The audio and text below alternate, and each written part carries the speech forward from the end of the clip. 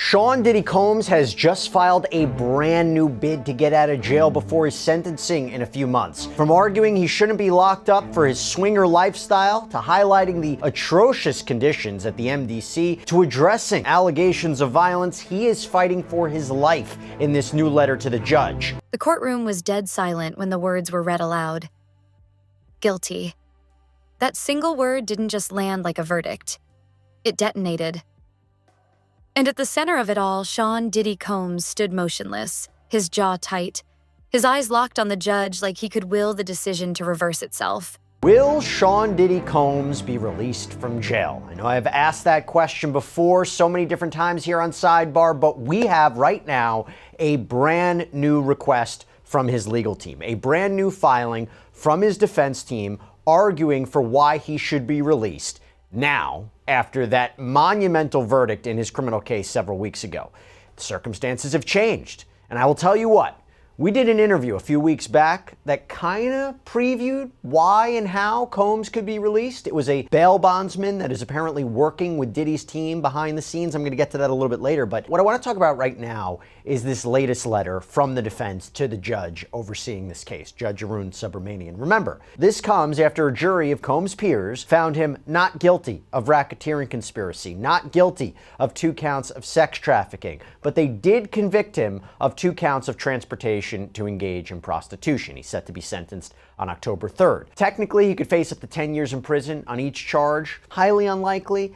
Think maybe you might be looking at somewhere to 2 to 5 years potentially, but he could also get time served and be released, although that also seems unlikely. I'll talk about that a little bit later too. But initially, after the verdict, right after the verdict, his defense team petitioned the court that he should be released. He was just acquitted of some very serious charges. The judge denied it. The judge denied Combs bail once again. And remember, this comes after he was rejected bail multiple times since he was arrested back in September of 2024, highlighting the severity of the charges, the violence, and so forth. But now, this is different. Now, what is the defense arguing?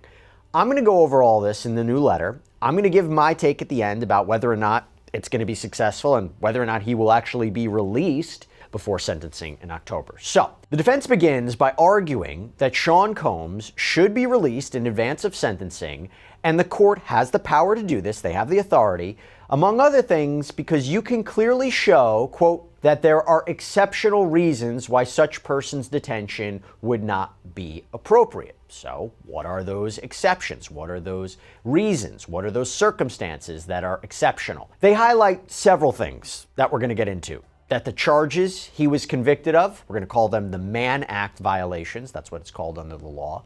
They're not as severe, they're not as egregious as other convictions in other cases. That the sheer fact that he's locked up at the MDC, the Metropolitan Detention Center, for the past 11 months, that in and of itself is a reason for him to be released. These are all exceptional circumstances, and I'm going to get into all the arguments.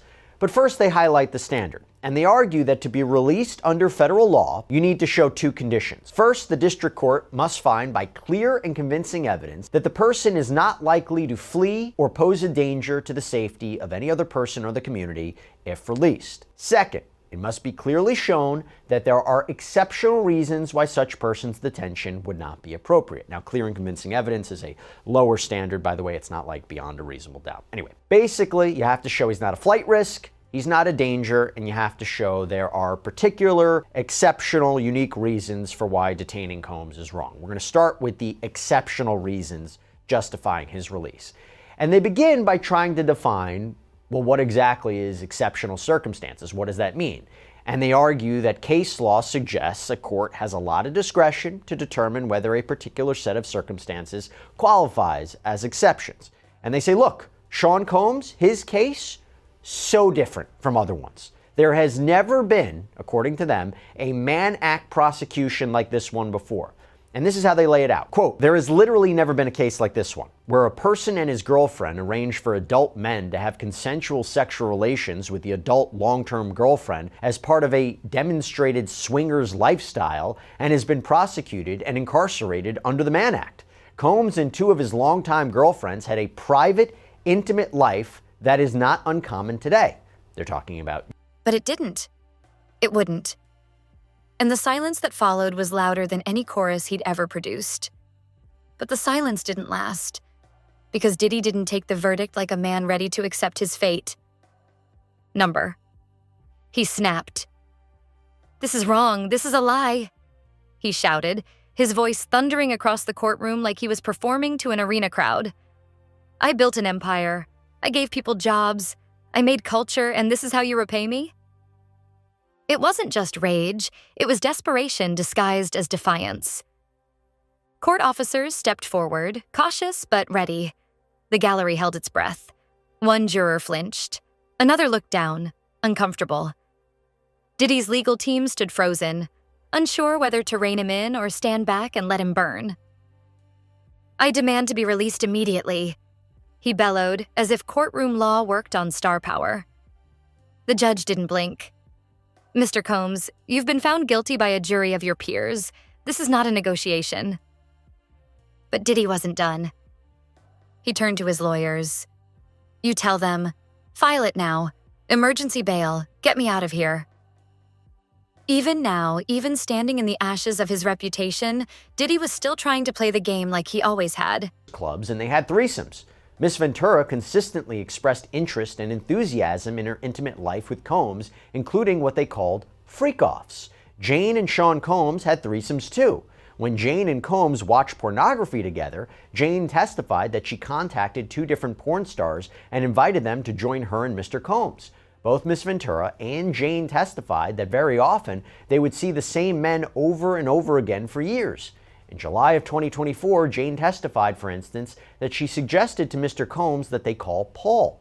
Jane explained that she told Combs she, quote, missed Paul. When asked why she said that, she responded, "Because I did." This was a lifestyle, one that both Miss Ventura and Jane chose, one they all, as grown adults, had a right to choose. Like many aspects of sex and intimacy, it was not without its complications, its bouts of jealousy, and at times, its frustrations. But that is a hallmark of any serious romantic relationship, and that is what these were, serious, long-term romantic relationships. By the way, not surprising they're really focusing on this because, again, he was acquitted of sex trafficking. They highlight how the jury didn't find sex trafficking of Jane or Cassie, that it didn't occur. There was no force, fraud, or coercion that was used to induce these women to engage in commercial sex acts. For transportation to engage in prostitution, what he was convicted of, the prosecution didn't have to prove that violence was used or that fraud was used or threats were used. It was just, did you transport these women and men for the purposes of sex work, commercial sex acts? And obviously the jury convicted him of that. And they highlight all the jury found was that there was prostitution, payment of porn stars and escorts. And they highlight that he is a swinger, or under the Mann Act, a John. And they argue he doesn't deserve to be locked up for this. Quote, Sean Combs should not be in jail for this conduct. In fact, he may be the only person currently in a United States jail for being any sort of John, and certainly the only person in jail for hiring adult male escorts for him and his girlfriend when he did not even have sex with the escort himself. Over the last 75 years, the White Slave Traffic Act has been limited to defendants who cause interstate travel for financial gain through the business of prostitution. That Sean Combs remains in jail for being convicted of being a customer of consensual adult sex services makes this case truly exceptional. Not only is prosecuting the users of adult prostitution services inconsistent with the Mann Act, it's inconsistent with the prosecution policies of the district attorneys of Manhattan and the city attorney of Los Angeles, California, 2 of the 3 locations where this prostitution allegedly took place. In addition, Mr. Combs is incarcerated while everyone else involved in this identical conduct, his girlfriends, the cowboys, the agency leaders, the porn stars, and others, walk free, as they should. If there was ever a fact pattern that was exceptional under the Mann Act, it is this one. And then they move on to another argument, that the Department of Justice, the DOJ, has usually only charged Mann Act violations when there's financial gain. And they even cite a number of cases in the Southern District of New York, where Combs was prosecuted, that apparently involved defendants that set up a Money, power, influence, the illusion that the rules didn't apply to him, because they never had, until now. The prosecution rose, calm and deadly. Your Honor, The defendant's behavior confirms everything we argued during trial. He shows no remorse, no accountability. And now he's disrupting this court with delusions of immunity. We ask for immediate remand into custody. No bail. Diddy's lawyer tried to object, but the judge raised a hand. Enough. The entire room froze. Mr. Combs, the judge said, voice low and cold, you were given your chance. You abused it. You threatened witnesses. You covered up evidence. And now you stand here shouting about injustice while your victims sit silently in the gallery reliving every moment of your crimes. Diddy's face twisted. You will be remanded immediately. Court officers moved in. The cuffs came out. Click, click. The moment was surreal. The man who once ruled stages with platinum plaques. The mogul who turned streetwear into status symbols and bad boy into a global brand. Prostitution business for profit. Again, trying to distinguish between Combs' conduct and these cases. He never did any of this for profit, they argued. And they even cite the 1953 U.S. Attorney's Manual that says, quote, as a general rule, prosecution should not be instituted in the so-called non-commercial cases.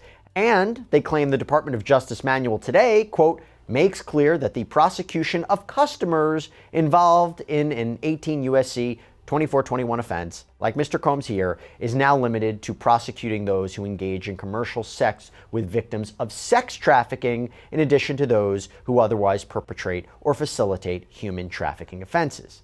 And in the absence of any sex trafficking charge, however, it is clear that the Standalone Man Act counts never would have been prosecuted. That seems true. I think you ask any legal expert, they will say if all the government had against Sean Combs was the transportation to engage in prostitution charges, just the prostitution charges, they probably wouldn't have gone after him. They coupled it with racketeering and they coupled it with sex trafficking. I agree with that. I don't think that they would have gone after him just for that. Anyway, the defense highlights how modern day prosecutions of Johns is really when you're talking about exploiting vulnerable foreigners who don't speak English well, which again is not the case here. And they highlight how the only potentially comparable case in New York is where you had a retired police officer and a former judge who apparently hired women to have sex with a male fraternal group called the Jesters. But Combs' attorneys say, while there was no profit there, there's no profit here, there was sex trafficking of those prostitutes. That's what's different. Again, Combs was acquitted of sex trafficking in this case. And here's the main point, quote, moreover, the cases which involve defendants similarly situated to Mr. Combs have been released on bond pending sentencing. In reviewing the cases across the country where the primary or sole conviction was for a violation of 18 U.S.C. 2421, the defendants who were not charged with running a prostitution business have been released pending sentencing. And then Combs' attorneys make another argument for why Combs' conditions are exceptional. And it's about him being locked up at the MDC. They say that a district court judge in the Southern District in another case basically said how bad the MDC is. As Judge Furman noted, the state of affairs at MDC is unacceptable. In so noting, Judge Furman concluded that the conditions in the MDC qualify as exceptional reasons under the statute justifying, and this was the defendant in this case, Chavez's continuing release. Judge Furman found that the conditions at the MDC are, quote, dreadful in many respects, but three warrant particular emphasis. 1. Continued reports of inordinate periods of lockdown. 2. Claims that the facility provides inadequate and or substantially delayed necessary medical care, a particular risk in this case. And 3. General issues about the conditions at the facility. These conditions have not abated in Mr. Combs' detention at the Now reduced to a man in cuffs, being led out of a courtroom in total disgrace. And yet, even then, he kept talking. This ain't over, he muttered under his breath. You're gonna regret this. I'm getting out. I'm not done. He was dragged out of the room, but the image stuck. A titan, broken, a giant, shackled. Not because of a mistake, but because of choices. Years of them. Covered up, paid off. Denied. until there was nowhere left to hide. Outside, the world was waiting. The media swarm had already begun. News helicopters circled like vultures. Reporters shoved microphones into faces, demanding sound bites. Hashtags exploded online. Everyone from gossip bloggers to primetime anchors wanted the same thing: confirmation that yes, even someone like Diddy could fall. And fall hard. Inside, his legal team scrambled. Emergency motions, bail petitions, desperate calls to powerful friends who suddenly weren't answering. The judge had made it clear. This wasn't Hollywood. This was the law. Still, Diddy's lawyers moved fast. They filed a motion late that night, begging the court to reconsider. Their argument? He was not a flight risk. He had no criminal history. He could be placed on house arrest, monitored 24/7, tracked like a high-profile CEO under federal watch. They even played the sympathy card: that he had children, that he had philanthropic efforts, that he was reeling emotionally from the outcome. But the court wasn't swayed. The prosecution submitted a rebuttal that made the headlines feel like whispers. Dozens of exhibits, multiple affidavits, new testimony from victims who had come forward after the verdict. The same patterns, the same stories, different names, same pain. The motion was denied. And for the first time in decades, Diddy couldn't buy his way out, talk his way out, or dance his way around the consequences. This was the fall of an empire. Not because the world had turned on him, but because the truth had finally caught up. And in that holding cell, far away from red carpets, flashing cameras, and multi-million-dollar studios, Diddy was alone with one thing he had spent a lifetime avoiding: accountability. In the cold gray stillness of his holding cell, Diddy sat on a bench bolted to the wall. No entourage, no velvet ropes, no private security to shield him from the consequences. Just concrete, steel, and silence. And yet, even now, the arrogance remained. Sources inside the courthouse reported that as soon as Diddy was placed in custody, he began demanding calls. Not requests, demands. He wanted to speak to his legal team. He wanted access to press contacts. He wanted to control the narrative, because that's what he had always done. Commanded the media like a general, spinning scandal into spectacle. But this wasn't a press conference. This was the justice system, and it wasn't listening to him anymore. Meanwhile, his team was scrambling. The court had made its position clear. No bail, no special treatment. But behind the scenes, Diddy's attorneys were preparing an aggressive appeal. They planned to argue that the judge's ruling had been emotionally influenced, that Diddy's public persona had biased the jury, that the prosecution had painted him as a monster, not a man. They even drafted an emergency motion for bail pending appeal, a rare and controversial move. But the court wasn't blind, and neither was the public. The backlash online was immediate. People weren't just reacting to the verdict. They were reacting to Diddy's reaction. His courtroom outburst, his refusal to accept guilt, his demand for release. It wasn't read as courage. It was read as delusion. Memes spread like wildfire. You can't remix a conviction. From bad boy to jail boy. Even celebrities started chiming in. Some distanced themselves. Others remained silent. A few quietly deleted old posts, photos, and interviews, as if erasing their association might somehow shield them from the backlash. But this wasn't a scandal. This was a reckoning. The victims were speaking louder than ever, and for once, the world was listening. One survivor, who remained anonymous throughout the trial, released a statement to the press. It was short, just 3 sentences. He told me I'd never be believed.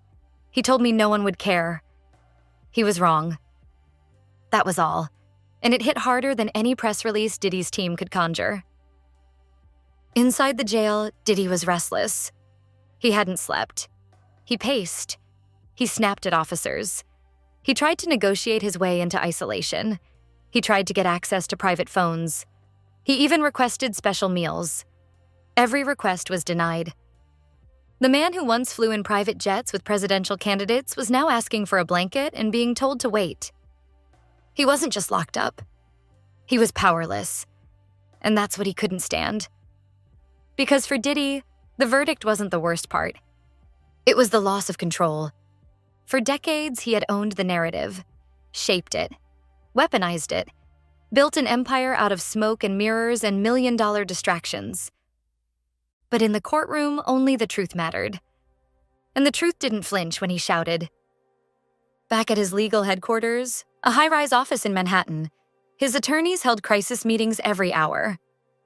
One partner reportedly asked the room, "What's the angle here?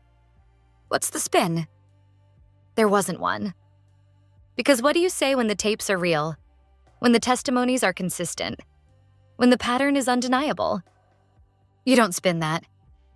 You survive it, if you can. But Diddy wasn't thinking about survival. He was still focused on escape. On day 3 of his custody, a new petition was filed, a full-throated demand for conditional release. This one framed differently. Less about celebrity, more about human rights. They claimed he was being held in conditions unfit for a public figure of his stature. That line alone triggered outrage, because justice doesn't care about stature. It cares about facts. And the facts were brutal. Multiple victims, a clear timeline, patterns of coercion, abuse, threats, and silence, financial intimidation, non-disclosure agreements used as muzzles, careers crushed, families threatened. And it all unraveled, one painful piece at a time, until the court could no longer deny what the industry had whispered about for years. That behind the shine was rot, and now the rot was exposed. Still, the motion went forward. The judge agreed to hear it. The courtroom was packed again. Press, protesters, former associates, and people who simply wanted to witness what they hoped was the system finally holding someone accountable. Diddy entered wearing a county-issued jumpsuit. No designer shades, no diamond chains, just a man facing the machine he thought he owned. His team argued for house arrest, 24-hour surveillance, even suggested he could wear 2 ankle monitors if needed. But the prosecution wasn't having it. "This man has shown nothing but contempt for this court," the prosecutor said. "He yelled at the bench. He mocked the process. He has never apologized. He has never shown remorse. Why would we believe he will respect any conditions set by this court now?" The judge listened, expressionless. Diddy fidgeted in his chair. And then came the ruling. Denied. Again. 2 syllables that hit like a sledgehammer. The courtroom erupted. Some gasped, some cheered, some cried. But Diddy? He just stared, like he couldn't comprehend it. Because in his mind, he was still untouchable. Still the mogul. Still the brand. Still the myth. But myths don't last forever, especially not when the truth burns this hot.